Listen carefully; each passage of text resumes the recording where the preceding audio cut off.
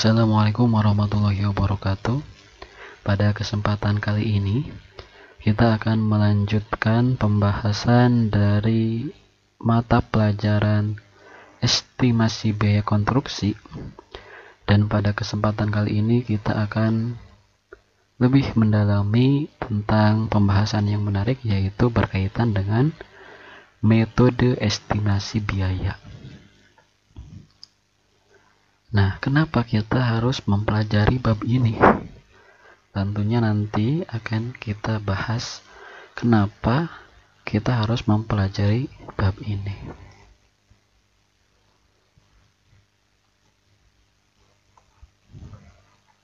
Nah, ini adalah peta konsep pembelajaran yang akan disampaikan pada pertemuan kali ini.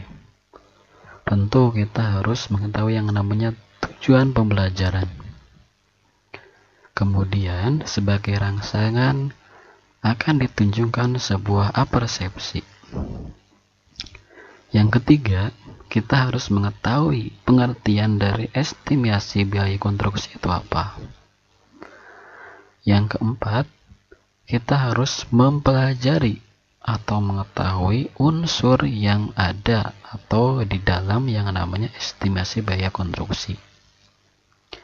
Yang kelima, kita akan mengetahui metode estimasi secara perkiraan dan metode estimasi secara teliti. Keenam poin ini akan kita bahas pada pertemuan kali ini. Nah, berkaitan dengan tujuan pembelajaran, diharapkan setelah kalian mempelajari, menyimak pembahasan ini, kalian menjadi paham hingga kalian bisa menjelaskan dan mempresentasikan mengenai apa? Mengenai metode estimasi biaya perkiraan atau kita sebut juga sebagai taksiran, dan metode perhitungan teliti dengan benar. Nah, nanti akan dijelaskan sebenarnya apa sih perbandingan atau perbedaan dari perkiraan atau taksiran dan dengan teliti. Itu ya untuk tujuan pembelajaran kita. Nah, sebagai rangsangan ini ada ilustrasi kalkulator, kemudian di sampingnya ada sebuah miniatur rumah, ada pensil gambar, ada gambar kerja, ada ini uang logam yang menggambarkan bahwasanya ketika nanti akan melibatkan pada perhitungan uang gitu. Nah, jika kita tadi dikatakan EBK atau disebut juga dengan estimasi biaya konstruksi, yang lebih familiarnya kita sebut juga dengan RAB atau rencana anggaran biaya gitu.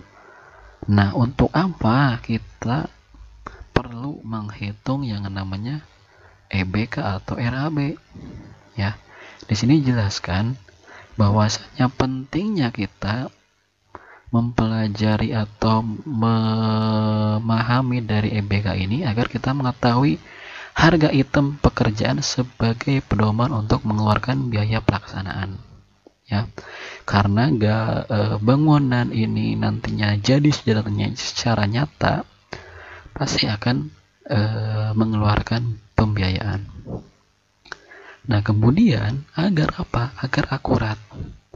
Maksudnya apa? Bisa mendekati kenyataan yang akan terjadi di lapangan. Nah, dari kata estimasi, dari kata rencana, ini memang baru perkiraan. Tapi dengan analisis, dengan perhitungan yang sesuai dengan volumenya, diharapkan perhitungan kita atau estimasinya nanti itu akan sesuai dengan di kenyataan gitu. Oke, kita lanjutkan. Nah, kita harus mengenal pengertian dari estimasi biaya konstruksi. Secara pengertian, estimasi biaya konstruksi atau yang kemudian tadi disebut dengan RAB adalah perhitungan besarnya biaya yang diperlukan dalam pelaksanaan bangunan konstruksi atau proyek yang berhubungan dengan apa? Dengan biaya, bahan, upah, dan biaya-biaya lainnya, ya. Jadi nanti dalam misalkan kita membuat sebuah gedung, berapa bahannya yang kemudian dibutuhkan, berapa hari nanti bangunan itu bisa selesai, sehingga berapa pekerja yang dibutuhkan, dan nanti akan diketahui upah pekerja tersebut. Nah, poin yang kedua adalah secara garis besar RAB atau yang kemudian tadi kita sebut dengan estimasi biaya konstruksi terdiri dari dua komponen utama, yaitu diawali nanti kita harus teliti dalam menghitung volume pekerjaan, dan kita juga harus mengetahui harga satuan pekerjaan atau nanti bisa juga ke bahan, ya. Harga satuan nanti ini juga bisa, misalkan dalam hal jika bangunan skala kecil nanti akan ada yang namanya survei kepada toko bangunan, sehingga nantinya akan diketahui perbandingan harga, ya, dari sebuah bahan atau material. Kemudian poin yang ketiga adalah yang harus kalian pahami, estimasi biaya konstruksi akan berbeda hasilnya walaupun untuk bangunan yang sama di masing-masing daerah. Ini disebabkan perbedaan harga bahan dan upah tenaga kerjanya. Misalkan kita akan membangun sebuah gedung ini di tahun 2015. Ketika kita akan membangun gedung yang sama sekalipun, tetapi di tahun yang berbeda, misalkan akan membangun gedung kedua itu di tahun 2020, maka perhitungan yang awal yang di tahun 2015 itu tidak bisa digunakan lagi, karena pasti akan ada perubahan bahan ataupun dari segi upah tenaga pekerjanya. Ataupun misalkan kita membangun sebuah gedung di lokasi A, kemudian kita akan membangun dalam waktu bersamaan di lokasi B yang daerahnya memang tidak cukup terbilang jauh, tapi akan ada kemungkinan estimasi biaya konstruksi itu pun berbeda, ya. Kurang lebihnya seperti itu. Kita lanjutkan. Nah, ini adalah alur pembuatan estimasi biaya konstruksi. Dalam artian, dengan kita memahami alur ini, kita bisa merencanakan atau kita bisa menjadi seorang estimator, orang yang paham RAB, orang yang kemudian bisa menganalisis, bisa merencanakan besarnya pembiayaan dalam sebuah proyek atau pembangunan gedung. Diawali kita harus tahu harga bahannya. Kita harus tahu juga, misalkan nanti kita akan menyewa alat berat, kita harus tahu juga sewa peralatannya. Kemudian tentu kita harus tahu juga upah pekerjanya. Upah pekerja antara mandor dan upah pekerja dengan tukang itu nanti ada perbedaan. Kemudian ada juga spesifikasi, ya, ketentuan-ketentuan, persyaratan-persyaratan yang diatur dalam sebuah aturan. Nah, dari 4 komponen ini akan menuju pada harga satuan pekerjaan dengan diiringi dengan metode estimasinya ya. Kurang lebih kalau dengan ini berarti nanti lebih menjurus pada metode estimasi secara teliti. Nah, dari spesifikasi ini pun selain pada harga satuan pekerjaan, nanti akan menentukan pada volume tiap item pekerjaan ya.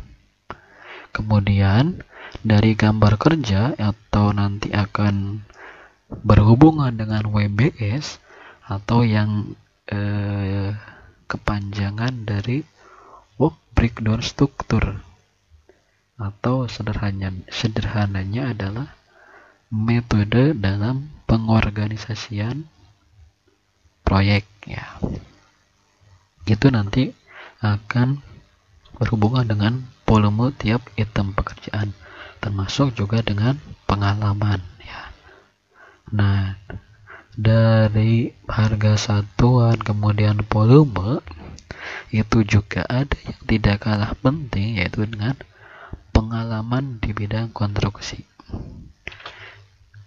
Estimasi yang kita rencanakan dalam hal pertama kali ya, itu pasti nanti akan ada perbedaan segi keakuratan ketika kemudian kita sudah berpengalaman, dalam arti kita sudah pernah mengalami secara real dalam hal nanti perhitungan RAP, sehingga pengalaman di bidang konstruksi pun menjadi faktor pendukung dari keakuratan RAB.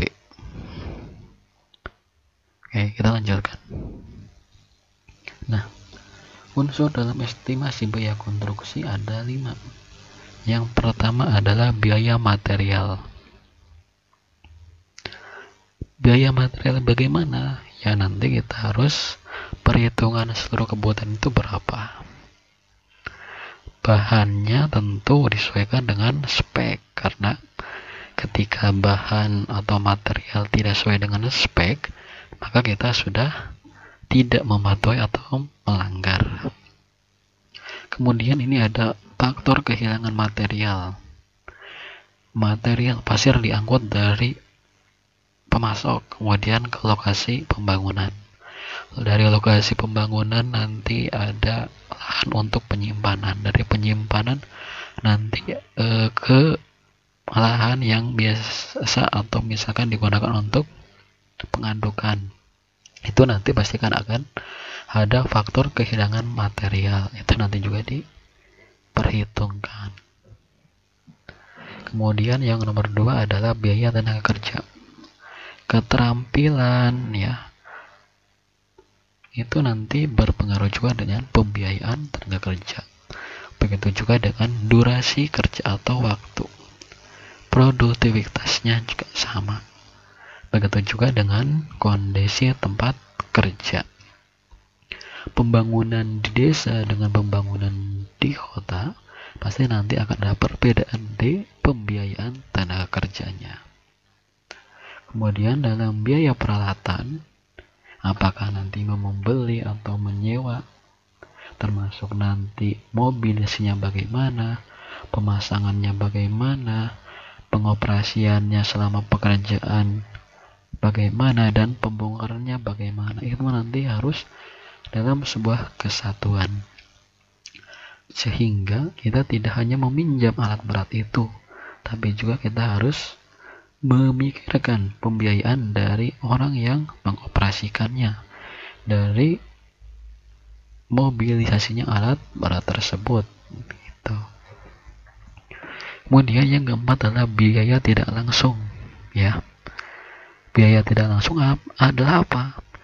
Biaya yang dikeluarkan, yang dibebankan pada proyek, tapi tidak dimasukkan pada biaya bahan, upah, dan peralatan. Semisal apa? Semisal penyewaan kantor, atau koneksi internet atau telepon, dan biaya lainnya yang diperlukan selama pekerjaan berlangsung. Kemudian tentu ada keuntungan agar dalam hal kita menjadi seorang estimasi, harus kita memprediksi persentase dari keuntungan yang akan kita dapatkan gitu. Karena dari estimasi yang kemudian kita rencanakan pun pasti nanti akan ada perubahan-perubahan pembiayaan diakibatkan dengan beberapa faktor yang tidak dapat kita kehendaki. Selanjutnya, nah ini diantaranya pertimbangan dalam estimasi biaya konstruksi. Kita akan membangun sebuah gedung di daerah yang terpencil, yang akses untuk menuju daerah tersebut atau kawasan tersebut itu belum ada. Otomatis nanti akan menambah pembiayaan dari pemasokan bahan dan material, ya, karena yang misalkan bisa dengan mobil langsung ke lokasi, dengan daerah yang terpencil itu nanti misalkan hanya bisa dilewati oleh motor, maka otomatis bahan material itu diangkut lagi oleh motor dan ini akan menambah pembiayaan. Kemudian juga ada keterbatasan lokasi. Kita mau membangun, kemudian lokasinya sempit, tidak ada lahan untuk menyimpan bahan, itu juga jadi pertimbangan, ya. Kemudian ketersediaan tukang, pekerjaan tentu juga salah satu faktornya dengan adanya ketersediaan tukang atau orang yang bekerja. Kalau misalkan pekerjanya mogok, otomatis jika pekerjaan itu memang mesti dilakukan oleh tukang dalam artian belum melibatkan mesin, maka ya bisa saja nanti akan adanya kemunduran dari pekerjaan. Kemudian juga adalah faktor cuaca. Bisa jadi perkiraan dari suatu bangunan itu selesai dalam 2 minggu karena faktor cuaca, misalkan sedang musim hujan, bisa jadi akan ada yang namanya penambahan waktu pekerjaan. Kenapa? Karena misalkan yang idealnya 8 jam dalam sehari itu terpotong. Kenapa? Karena ada dari faktor cuaca. Keamanan lokasi pun ini menjadi poin. Kenapa? Karena ketika kita sudah memesan bahan dan kemudian lokasi tersebut rawan misalkan dengan pencurian, itu juga nanti akan yang termasuk dipertimbangkan. Terus yang terakhir atau yang keenam, poin diantaranya adalah yang pertimbangan desain. Desainnya rumit, desainnya sulit untuk diaplikasikan karena memang mungkin ada variasi tertentu, maka itu termasuk menjadi pertimbangan dalam estimasi biaya konstruksi. Nah, ini adalah metode estimasi secara perkiraan atau taksiran. Sederhananya, metode taksiran atau perkiraan ini adalah menaksir biaya bangunan per meter persegi luas lantai atau per meter kubik isi ruang. Tapi pada umumnya digunakan perhitungan per meter persegi luas lantai dan harga per meter perseginya itu relatif, tergantung pada jenis bangunan dan kualitas bahan materialnya. Oke, kita contoh nih.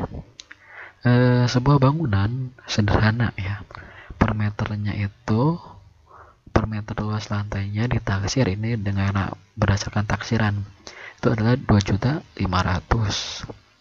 Kemudian bila luas bangunan itu adalah 100 meter persegi, maka kita untuk mengetahui harga bangunan itu adalah dengan 100 kali 2.500.000 atau sama dengan 250 juta.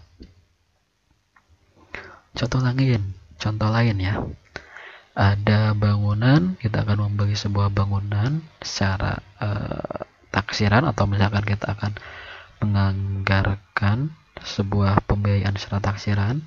Kita ingin bangun sebuah bangunan utama atau rumah, ada pagar depannya, ada juga benteng pasangan bata yang mengelilinginya. Bangunan utama volumenya diperkirakan atau ditaksir ada 120 dengan ini 120 adalah 120 meter persegi. Harga satuannya ditaksir adalah 2.500.000. Maka 120 meter persegi dikali dengan 2.500.000, maka jumlahnya adalah 300 juta.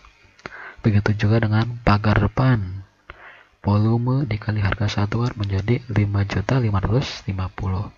Begitu juga dengan benteng pasangan, dikalikan sehingga ketemu di sini adalah 11.550. Hingga dari uraian pekerjaan bangunan utama, pagar depan, dan kemudian benteng pasangan bata itu diperkirakan, atau kalau misalkan secara anggaran biaya taksiran itu adalah 313.400.000 rupiah ya.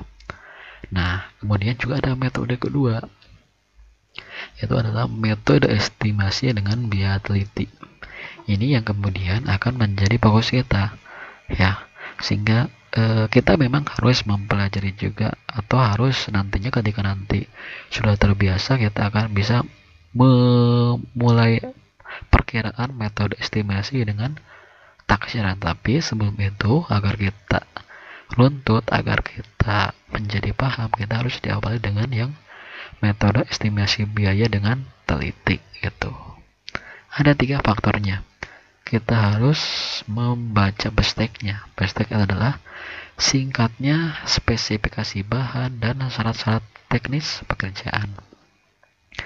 Kita akan membeli bahan pasir. Pasir di spesifikasi ini disebutkan harus pasir A misalkan, atau semisalnya. Ketika kita membeli atau masukkan perhitungan dengan pasir B yang secara kualitas itu berbeda, secara kualitas ataupun harga itu memang lebih murah, maka kita memang tidak boleh seperti itu.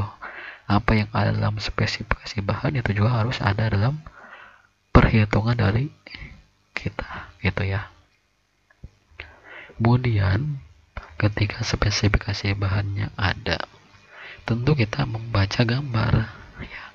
Dari gambar ini kita akan menghitung besaran volume masing-masing pekerjaan ya. Ketika kita udah menghitung volume, kemudian dilanjutkan dengan HSP atau analisa harga satuan pekerjaan, hasil kali dari volume pekerjaan dengan analisa harga satuan itu nanti akan menghasilkan yang namanya RAB. Nah, itu mungkin tadi sedikit penjelasan tentang metode estimasi biaya. Nah, di akhir ini ada tugas 3 nomor yang mesti kalian kerjakan ya. Kurang lebihnya apa yang tadi sudah disampaikan bisa menjawab poin dari nomor 1, 2, dan 3 ini. Oke. Kurang lebihnya mohon maaf. Terima kasih. Sebelum akhir, jika memang video ini bermanfaat dan untuk kelancaran dan kemajuan dari channel sekolah kita, jangan lupa like, share, dan subscribe, dan jangan lupa nyalakan loncengnya untuk agar kita tidak tertinggal informasi-informasi penting. Oke, terima kasih.